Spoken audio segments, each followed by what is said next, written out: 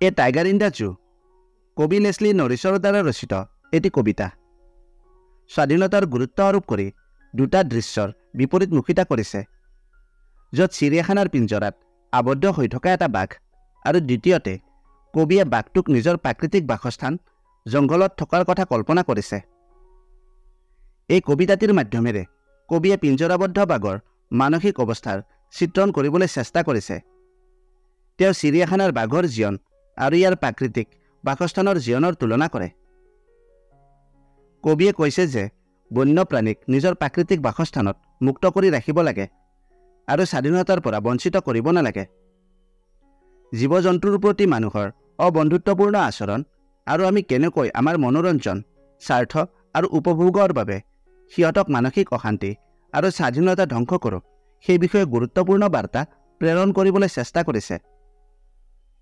নমস্কাৰ মই দিগন্ত আজি আমি এই ভিডিঅ'টোৰ মাধ্যমেৰে এই টাইগাৰ ইন দ্য জু শীৰ্ষক কবিতাটিৰ পৰা কেইটামান অতি গুৰুত্বপূৰ্ণ আৰু দৰকাৰী MCQ কুৱেশ্যন আলোচনা কৰিম প্ৰতিটো প্ৰশ্নৰ মূল্যাংক 1 নম্বৰ আমাৰ এইটো চেনেলত হাইস্কুল শিক্ষান্ত পৰীক্ষা আৰু উচ্চতৰ মাধ্যমিক চূড়ান্ত পৰীক্ষাৰ বাবে প্ৰয়োজন হোৱা সুপৰিকল্পিত প্ৰস্তুতিৰ বিভিন্ন কৌশল বিষয় অনুসৰি প্ৰশ্ন উত্তৰ লেছনসমূহৰ সাৰাংশ শাৰী অনুসাৰে অসমীয়ালৈ অনুবাদ অধ্যয়ন কৌশল মডেল প্ৰশ্ন কাকত আদিৰ দৰে বিভিন্ন শৈক্ষিক বিষয়ত বহুতো ভিডিঅ' উপলব্ধ হৈ আছে তোমালোকে ভিডিঅ'বোৰ চাবা ভিডিঅ'বোৰ যদি তথ্য সমৃদ্ধ হয় আৰু ইয়াৰ দ্বাৰা উপকৃত হ'লে লাইক আৰু শ্বেয়াৰ কৰিবা চেনেলটো যদি ছাবস্ক্ৰাইব কৰা নাই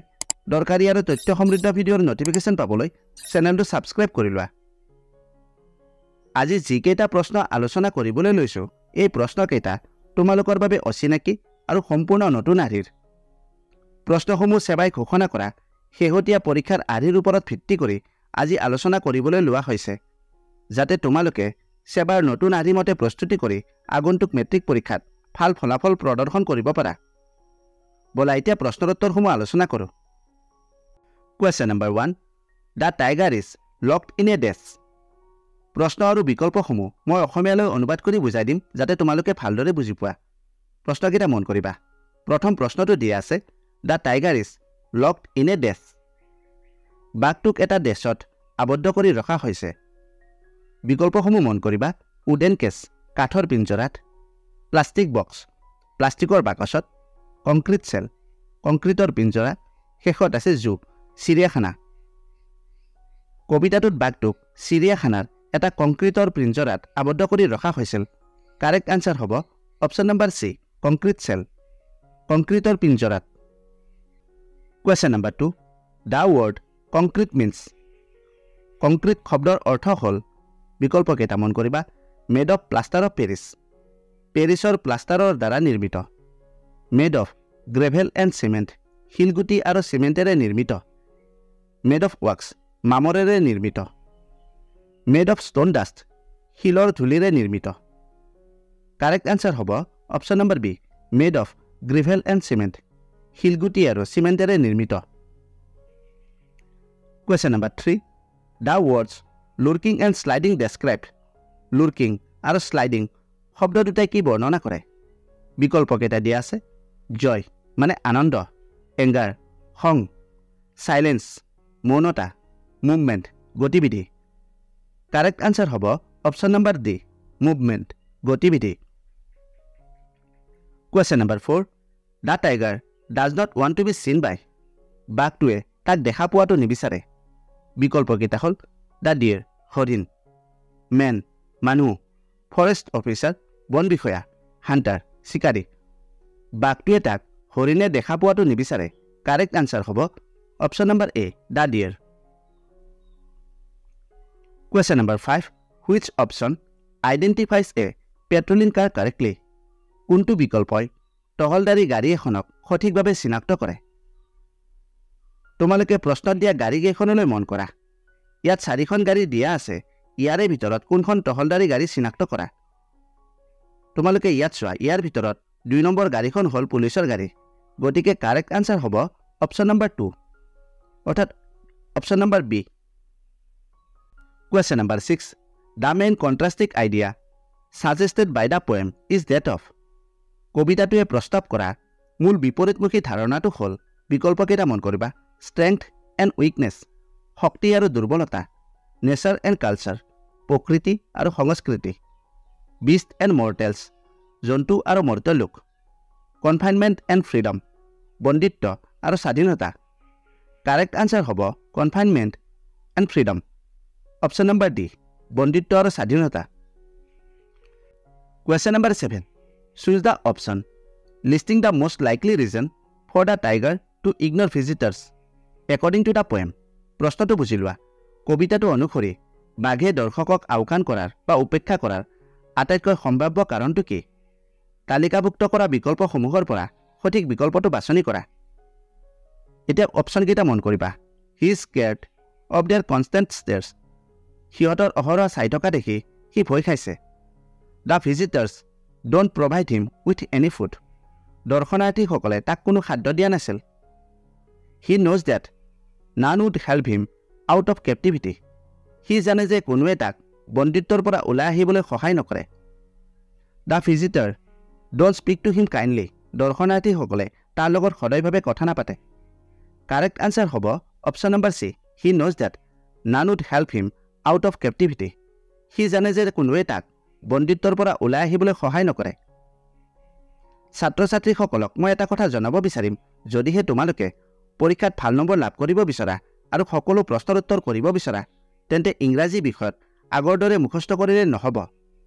তোমালোকে লেছনসমূহ আৰু কবিতাবোৰ ভালদৰে বুজি পাব লাগিব পাঠৰ মূল বিষয়বস্তু বুজি ল'ব লাগিব কাৰণ পৰীক্ষাত কি প্ৰশ্ন আহিব আৰু কিছুমান প্ৰশ্নৰ শব্দ সলনি হৈ আহিব যদি পাঠৰ বিষয়বস্তুৰ ধাৰণা নাথাকে উত্তৰটো কেনেকৈ লিখিবা এই কবিতাটো শাৰী অনুসাৰে অসমীয়ালৈ অনুবাদ কৰি আলোচনা কৰা হৈছে ডেছক্ৰিপশ্যনত লিংক আছে এবাৰ সেই ভিডিঅ'টো চাই কবিতাটো ভালদৰে বুজি লোৱা আৰু শব্দৰ অৰ্থবোৰ জানি ল'বা তেতিয়া দেখিবা যে প্ৰশ্নৰ উত্তৰবোৰ লিখিবলৈ তোমালোকৰ সুবিধা হৈছে বলা এতিয়া পিছৰ প্ৰশ্নকেইটালৈ মন কৰোঁ question number 8 at what does he stared with his brilliant eyes কিহৰ ফালে সি মানে বাঘটোৱে নিজৰ উজ্জ্বল চকুৰে চাই থাকে বিকল্পকেইটা দিয়া আছে স্কাই আকাশ ছান সূৰ্য মুন চন্দ্ৰ ষ্টাৰ্ছ তৰাবোৰ কাৰেক্ট আনচাৰ হ'ব অপশ্যন নম্বৰ ডি ষ্টাৰ্ছ তৰাবোৰলৈ চাই থাকে question number 9 the word means the same as sparkling in the poem কবিতাটোত কোনটো শব্দৰ অৰ্থ স্পাৰ্কলিং মানে জিলিকি থকা অপশ্যনকেইটা হ'ল পেট্ৰলিং টহল দিয়া ষ্টেজ ৰলাগি চাই থকা ব্ৰিলিয়েণ্ট উজ্জ্বল কংক্ৰিট কাৰেক্ট আনচাৰ হ'ব option number C brilliant question number 10 find the word from the poem which mean same as শ্বয়িং the teeth and making fearful sound কবিতাটোৰ পৰা শব্দটো বিচাৰি উলিওৱা যাৰ অৰ্থ দাঁত দেখুৱাই ভয়ংকৰ শব্দ কৰাৰ সৈতে একে বিকল্পকেইটা দিয়া আছে ক্লজ মানে নখ ফেংছ দাঁত টেৰৰাইজিং আতংকিত কৰা স্নাৰ্লিং গৰ্জন কৰা কাৰেক্ট আনচাৰ হ'ব option number D snarling question number 11 why does the tiger stares at the stars বাঘে কিয় তৰাবোৰলৈ চাই থাকে বিকল্পকেইটা দিয়া আছে it gives him a sense of freedom ই তাক স্বাধীনতাৰ অনুভৱ দিয়ে he looks for a company in the stars ই তৰাবোৰৰ মাজত নিজৰ সংগী বিচাৰে it reminds him of the jungle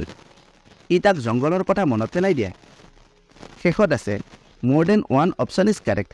এটাতকৈ অধিক বিকল্প শুদ্ধ এই বিকল্পকেইটালৈ মন কৰিবা অপশ্যন এ আৰু অপশ্যন চি এই দুইটা প্ৰশ্নৰ লগত মিলে যিহেতু ইয়াত অপশ্যন এ আৰু অপশ্যন চি বুলি কোনো বিকল্প নাই গতিকে কাৰেক্ট আনচাৰ হ'ব option number more than one option is correct এটাতকৈ অধিক বিকল্প শুদ্ধ question number 12 along with the tiger his dash is also' confined behind the cell বাঘটোৰ লগতে তাৰ ডেছো পিঞ্জৰাত আবদ্ধ হৈ আছে বিকল্পকেইটা দিয়া আছে ষ্ট্ৰেংথ মানে শক্তি কাটছ কাটি পেলোৱা উইচেছ ইচ্ছা ফ্ৰীডম স্বাধীনতা কাৰেক্ট আনচাৰ হ'ব অপশ্যন নম্বৰ এ ষ্ট্ৰেংথ আজি আমি 12টা নতুন আদিৰ MCQ প্ৰশ্নৰ উত্তৰ আলোচনা কৰিলোঁ যদি তোমালোকে বিচৰা যে এনেদৰে প্ৰতিটো লেছনত MCQ প্ৰশ্নৰ উত্তৰসমূহ আলোচনা কৰি ভিডিঅ' উপস্থাপন কৰিব লাগে তেন্তে কমেণ্ট কৰি জনাবা আৰু এই প্ৰশ্নৰ উত্তৰসমূহ আমাৰ হোৱাটছআপ গ্ৰুপত দিয়া আছে তাৰ পৰা তোমালোকে লিখি ল'ব পাৰিবা ভিডিঅ'টো যদি তথ্য সমৃদ্ধ হৈছে তেন্তে নিজৰ বন্ধু বান্ধৱী আৰু সহপাঠীসকলৰ লগত শ্বেয়াৰ কৰিবা আৰু ভিডিঅ'টোৰ বিষয়ে নিজৰ মতামত দিবলৈ নাপাহৰিবা আজিলৈ ইমানতে এৰিলোঁ। অতি সোনকালে আন এটা আকৰ্ষণীয় বিষয়ৰ সৈতে পুনৰ লগ পাম। ধন্যবাদ।